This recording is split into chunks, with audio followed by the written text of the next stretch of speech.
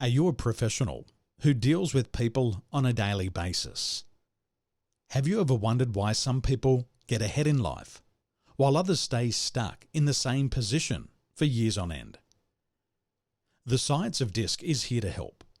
It's a program that will teach you how to take control of your emotions so you can make more money, climb the corporate ladder faster, and become more successful at work. You'll learn how to identify your personal fears, things like losing, rejection, and sudden change, and then work on ways to overcome these fears.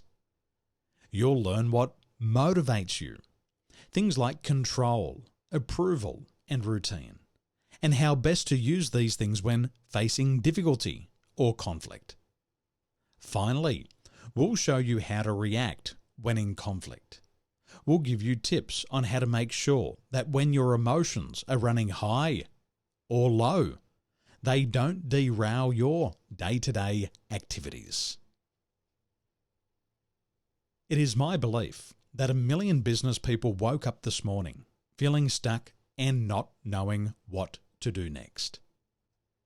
And it's because of the 3 biggest problems: fears, doubts, and limiting beliefs. And we overcome these by upgrading our mindset. Our mindset is our internal operating system. It is our inner programming, and we upgrade it by catapulting our influence, accelerating our impact, and unleashing new income levels. And what we are going to do with DISC is make the shift to the 100x DNA mindset. Our 100x DNA clients are overcoming their fears, doubts, and self-limiting beliefs. And when you overcome those, you start to live life on your terms. You start to become an impactful leader. You start to leave a legacy. And it is my opinion that you can be the next Elon Musk, Jeff Bezos, or Jack Ma. All you have to do is do what successful people do. These were just everyday people until they made the decision to shift to the 100x DNA mindset. And when you shift to the 100x DNA mindset, you get clarity. You start to live your best life. When you shift to the 100x DNA mindset, you become a leader. And leadership is the ability to influence and lead others to become their best. It is also how you choose to live your life. But who is the hardest person to lead? Do you know who it is? Who's the hardest person to lead? The hardest person to lead is yourself. But once you do that, you become a natural leader, and then you can lead in any situation. When you shift to the 100x DNA mindset, you leave your legacy. Your legacy is your contribution to others. And once you discover the legacy that you want to leave, you find your life's purpose. And this is where all of your confidence comes from. And I believe we could all agree that life would be so much easier when you wake up feeling confident and financially secure every day. Isn't that right? Now, are you ready to go from good to great in the shortest time possible? If so, then this course is for you. In this program, it's all about exploring how our behaviors show up. We'll look at how we think and what we do, and take a closer look at how those things impact our relationships with both ourselves and others. In this training, we'll help you create better communication with those around you, which creates better relationships by understanding yourself and others in a new way. We'll also explore ways to catapult your influence, accelerate your impact, as well as unleash new income levels that are just waiting on the other side of this program. People generally make the mistake of assuming that others interact and think the same way they do. So, have you heard of the golden rule? While the golden rule is a great rule to live by most of the time, it doesn't always work with communication. Instead, I'll ask you to consider Dr. Tony Alessandro's Platinum Rule, which is to treat others the way they want to be treated. As you do that, you begin to communicate as effectively as possible. To help us know what other people want and need, we must seek to understand them. And DISC is a way to help us do just that.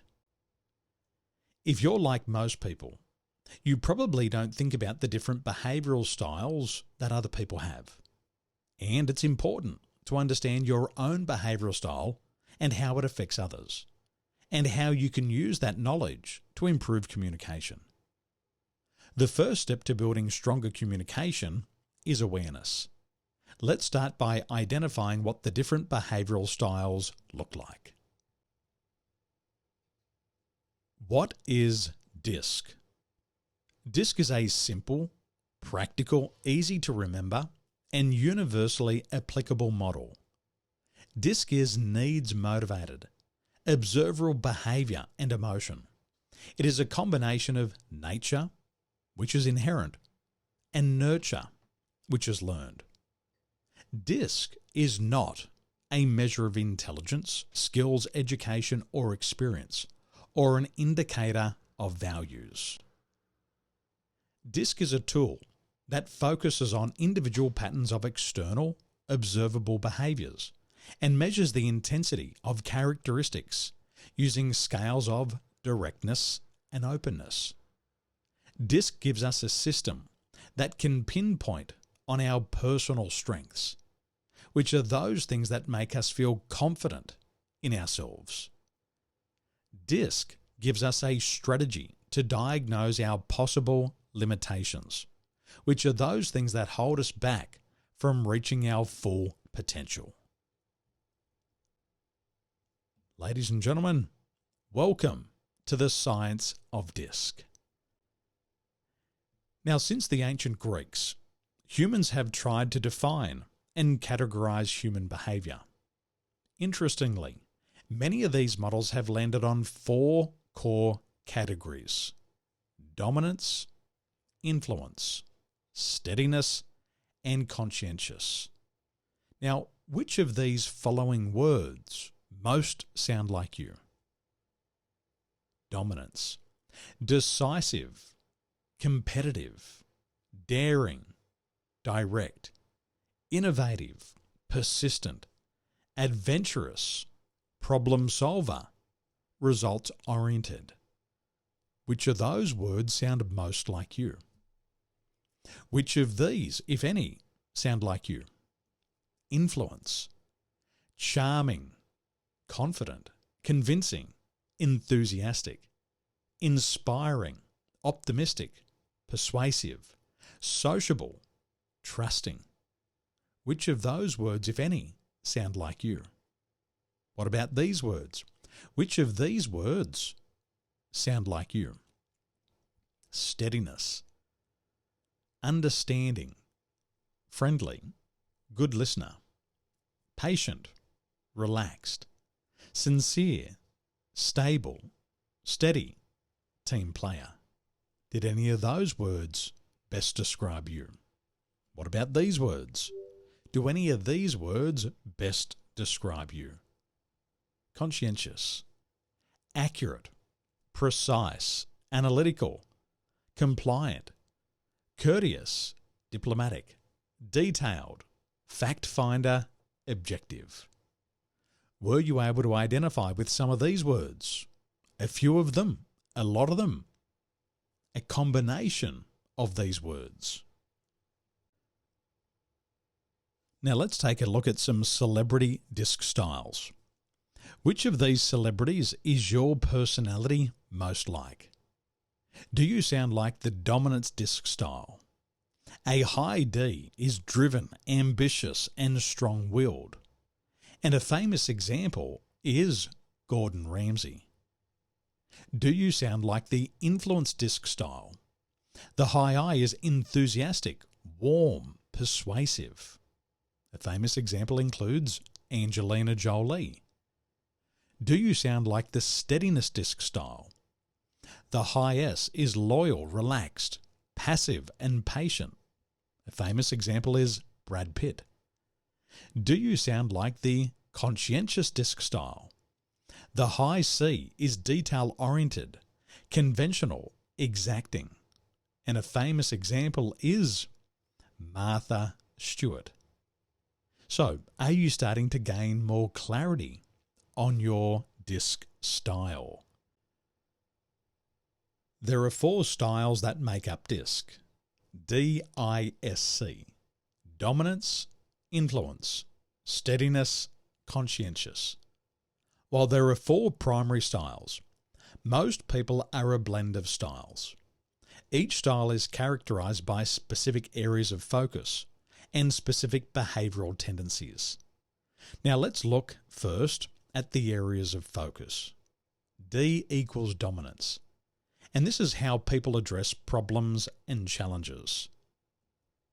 I is for influence, and it's how people handle situations involving people and contacts. S is steadiness, and this is how people demonstrate pace and consistency.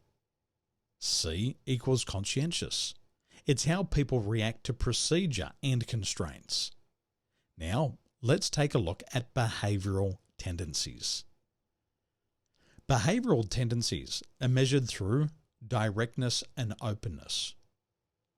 The D style, dominance, tends to be direct and guarded. The I style, influence, tends to be direct and open. The S style is steadiness and tends to be indirect and open. And the C style tends to be indirect and guarded. Now, out of these 4 styles, the S style is open to others, but the true emotion of the S style is concealed. The S style appears open, but it is not really open at all. So, what is the difference between someone who is direct or indirect? Someone who is direct may say exactly what comes to mind. Someone who is indirect may take their time and think before they speak. What's the difference between someone who is guarded or open? When they're guarded, they keep things more to themselves. When they're open, they express their thoughts and feelings to others. So, is it easy to tell the difference between people who are direct and indirect, or guarded and opened?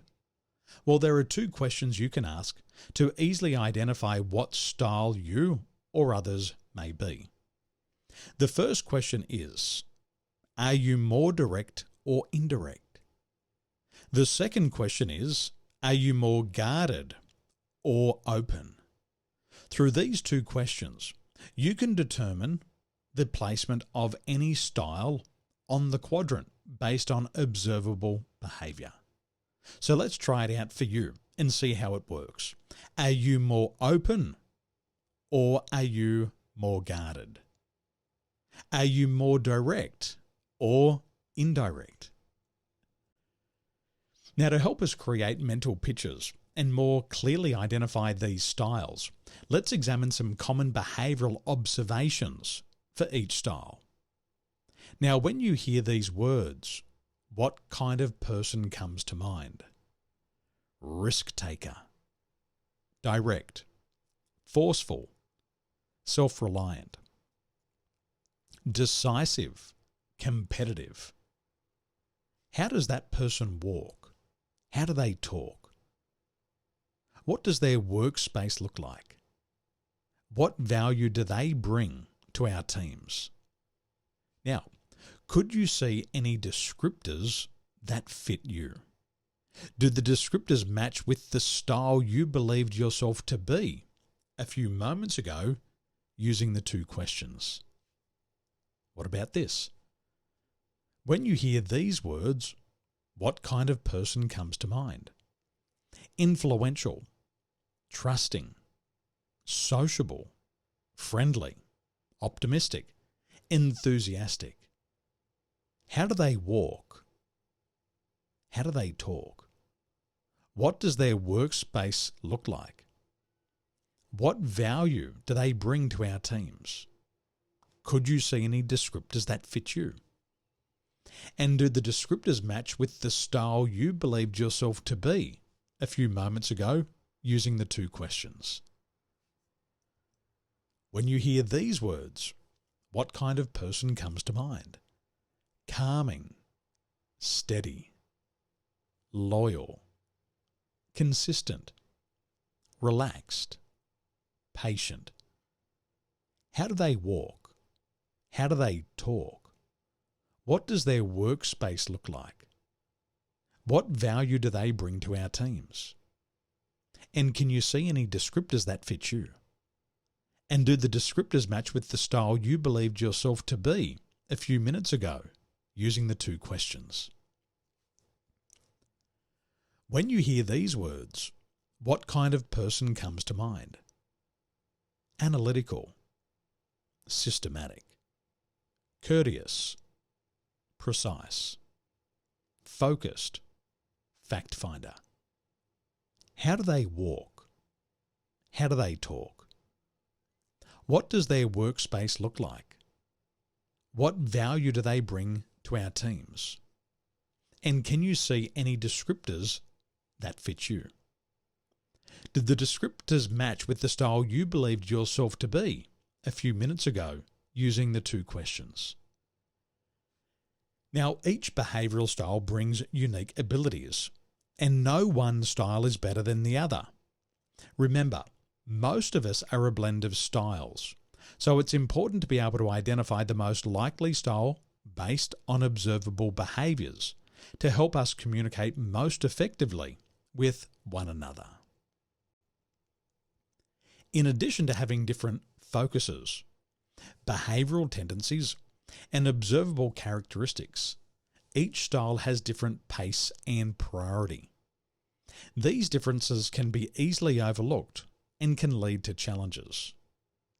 The D and I, S and C have different paces. The D and the I are faster paced. The S and C styles are slower paced. When it comes to their focus, one is more focused on task and goals, and the other on relationship and people. The D and C style are task and goal focused, where the I and S style are people focused. The D and I style like to talk and tell stories. They're considered to be more outgoing. The S and C style, they ask questions and listen. They tend to be more reserved.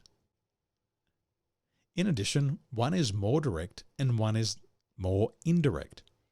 The D and C style are more direct. The I and S style are more indirect. So would you say that you are more direct or more indirect? In addition, the D and I style welcomes risk, where the S and C style avoids risk. What do you welcome? Do you welcome risk or do you avoid risk? When it comes to the styles, they all tend to act differently. The D style is assertive. The influence style is persuasive. The steadiness style acts patiently, and the C style acts contemplatively. When in conflict, the D style begins to demand. The I style attacks. The steadiness style complies. And the conscientious style, they avoid conflict. The motivational needs of the D style is control. The I style needs approval. The steadiness style needs routine. And the C style needs standards. The primary needs for the D style is independence. The primary need for the I style is interaction. The primary need for the steadiness style is stability, and the primary need for the conscientious style is correctness. When working, the D style's preferred task should be challenging. The I style's preferred task should be people-related. The S style's preferred task should be scheduled, and the C style's preferred task should be structured. Now, the dominant style is comfortable with being decisive. The influence style is comfortable with social friendliness. The steadiness style is comfortable with being part of a team. And the conscientious style is comfortable with order and planning. So what about you? What are you comfortable with? The personal strengths of the D style is they're a problem solver. The I style is an encourager. The S style is a supporter. And the C style is an organizer. Now, when these strengths are overextended, the dominant style has a preoccupation of goals over people. The influence style will speak without thinking. The steadiness style will procrastinate in addressing change. And the conscientious style will be over-analysing everything. So what do you see in yourself? What is your strength overextended? Each of the styles also have personal limitations. The D style can be too direct and too intense. The I style, too disorganized and too non-traditional. The S style can be too indecisive and too indirect. And the C style can be too detailed and impersonal. What are your personal limitations? Each style wants something different. The dominant style wants control and variety. The influence style wants approval and less structure. The steadiness style wants routine and harmony. And the conscientious style wants standards and logics. Each of the disc styles have their own personal fears. Which of the personal fears impact you the most? The dominant style has a fear of losing. The influence style has a fear of rejection. The steadiness style has a fear of sudden change. And the conscientious style has a fear of being wrong. What is your personal fear? Each style also has blind spots. The D style fears being held accountable. The I style doesn't like to follow through on commitments. The S style needs to learn how to embrace the need for change. And the C style, they need to make decisions without over-analysing everything. Each of the 4 disc styles needs to work on their own areas of development. The dominant style needs to work on empathy and patience. The influence style needs to work on controlling emotions. The steadiness style needs to work on being assertive. And the conscientious style needs to work on worrying less about everything. Now, as each style matures, you can begin to measure emotional maturity. For the D style, measuring maturity is about giving up control. For the I style, measuring maturity is about objectively handling rejections. For the S style, measuring maturity is about standing up for themselves when confronted.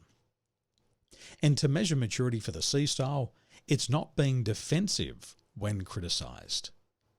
Now, all of us experience stress from day to day, and it does change our behavior. Under stress, the dominant style becomes dictatorial and critical. Under stress, the I style becomes sarcastic and superficial. Under stress, the steadiness style becomes submissive and indecisive. And under stress, the C style, they withdraw and they become headstrong. Now, in terms of measuring worth, the dominant style measures their worth by their level of impact, results, and their track record. The influence style measures their worth by acknowledgements and compliments. The steadiness style measures their worth by compatibility and contributions. The conscientious style measures their worth by precision, accuracy, and quality of results. DISC examines our observable behaviour, driven by our needs and fears, and each style has a specific indicator. Now, this table shows a reminder of the DISC focus of each style, the needs of each style, a reminder of the observable behaviours, and the fear of each style. Now, understanding these elements of each of the styles can further clarify what is important to each and what may drive particular behaviours. The focus for the D style is on problems and challenges. The DISC focus for the I style is people and contacts. The DISC focus for the S style is on pace and consistency. And the DISC focus for the C style is on procedures and constraints. The D style needs challenges to solve. The I style needs social relationships. The S style needs systems. The C style needs rules to follow. The D style has emotions of anger and impatience. The I style has emotions of optimism and trust. The S style has emotions of patience and they don't express them. The C style has emotions of fear and concern. For the D style, the fear that they have to overcome is the fear of being taken advantage of or a lack of control. The I style needs to overcome the fear of being left out or the loss of social approval. The S style has to overcome the fear of sudden change or the loss of stability and security. And the C style needs to overcome the fear of being criticised or having a loss of accuracy and quality. Now, understanding these elements of each style can further clarify what is important to each and what may drive particular behaviours.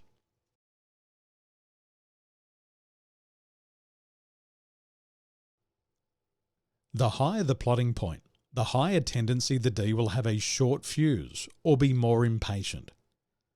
The lower the D, the more the person tends to be patient and slow to anger. The higher the plotting point, the more the I person will look on the bright side and exhibit a high trust level. The lower the I, the more the person tends to be pessimistic and exhibit a low level of trust. The higher the plotting point, the more the S will avoid showing true emotions. They appear fine and seem patient. The lower the S, the more people hear and see emotions. Remember, the high S appears open, but true emotions are concealed. The higher the plotting point, the more the C will follow rules and need data and facts, proving the need to do things right and avoid being wrong. The lower the C, the more likely the person is to take risks. Rules are merely guidelines. In this session, you have learned how to identify your personal fears, things like losing, rejection, and sudden change. You've learned what motivates you, things like control, approval, and routine. And you also receive tips on how to make sure that your emotions, when they're running high or low, don't derail your day-to-day activities. So remember the rule. The more action you take, the more money you make. And the purpose of learning DISC is to lead to action. So, what might stop you from taking action? Well, there's three things: fear, old habits, and perfectionism. When you take immediate action, those three things don't stand a chance. Go ahead now, take action, and I look forward to seeing you achieve your goals with astonishing speed. Have a wonderful day.